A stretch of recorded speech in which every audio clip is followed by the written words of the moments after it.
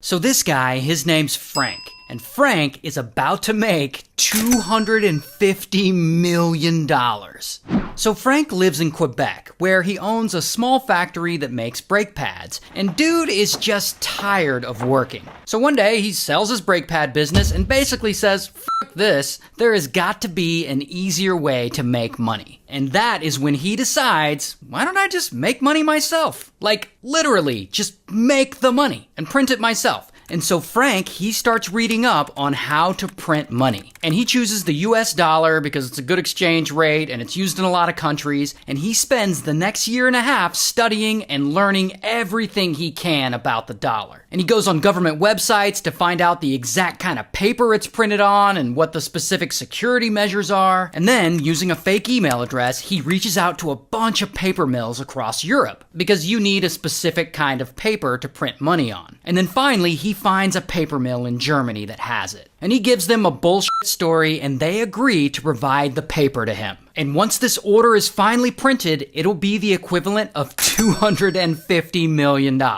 But Frank, he doesn't plan on spending this fake money. No, that would be too risky. Instead, he's gonna sell the bills to other people at 30% of their face value. Which means when all is said and done, he'll make $80 million from this crime. So Frank sets up a print shop on the outer edge of town. And he's got all the special printing equipment and software. And when that paper finally arrives, Frank works hard to print the fake bills as fast as possible because he's a clever guy and he doesn't want to be caught with any evidence. And 5 months later, he's finally done printing. And Frank has all $250 million in counterfeit $20 bills printed out. Now, all he has to do is find some buyers. So Frank, he lines up 4 potential buyers outside the US, and they start putting orders in. And soon he's really moving this money, $1 million at a time. Dude is just slanging these fake bills. And so a few years pass, and Frank is still selling fake money. And at this point, of his $250 million, he's allegedly sold about $50 million worth, which leaves about $200 million he still needs to sell. And so he decides it's time to expand his clientele and start selling to a new group of buyers. Here's the thing about this new group of buyers, though. This new group has actually been infiltrated by an undercover agent. And so one day, Frank is out driving, and he's gonna meet a middleman to deliver $100,000 in counterfeit cash. But what Frank doesn't realize is that a police helicopter is way up in the sky following him, surveilling him, hoping to see who he drops this money off to.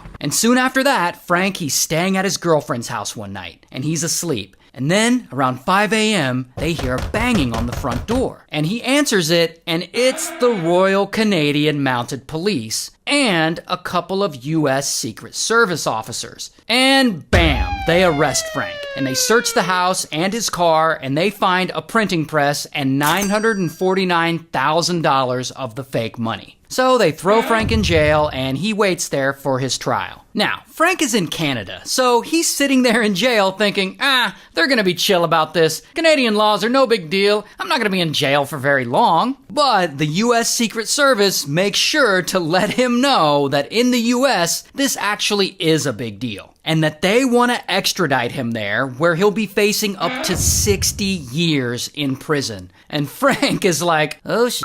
Now, Frank actually has a lawyer, a really good lawyer. And this lawyer argues to the court that when the police helicopter was following him to the buyer's house that day and they were surveilling him, they didn't actually get Frank on camera carrying the counterfeit money and handing it to the buyer. Which, he's right, they didn't get him on camera doing that. And therefore, because they didn't get Frank on camera committing the crime, the search warrant they used to search his girlfriend's house was unlawful. That's what the lawyer is arguing. And the court actually agrees. And then they suspend Frank's extradition to the US. And about 6 weeks later, they let him out of jail, while Canadian police try and gather more evidence against him. Once they inevitably get that evidence, Frank is going to be going to prison for a long time.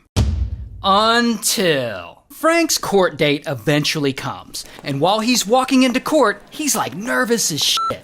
And he didn't get extradited to the US, but Canadian prosecutors are still gonna try and put him in prison. And so he turns to his lawyer and he's like, there's still 200 million fake dollars out there that I still have hidden that police never found. And they decide, hey, let's use that as leverage. And then Frank will offer to show them where that money is if they offer to give him a lighter sentence. Because the government, they just want to make sure that none of this fake money ever hits the streets. Like, it's very important to them. They can have $200 million in fake money circulating around. In theory, that can bring down the value of real money, all kinds of stuff. So, after some negotiating, Frank and his lawyer finally reach an agreement with prosecution. In exchange for him telling them where the $200 million in counterfeit money is, they will let him go free. And so Frank leads the police directly to where he had been secretly keeping that fake $200 million, which was in, and I'm not making this up, the back of a box truck parked in a hotel parking lot. And so police, they seize the money and they release Frank and he goes free. So after all that, after printing $250 million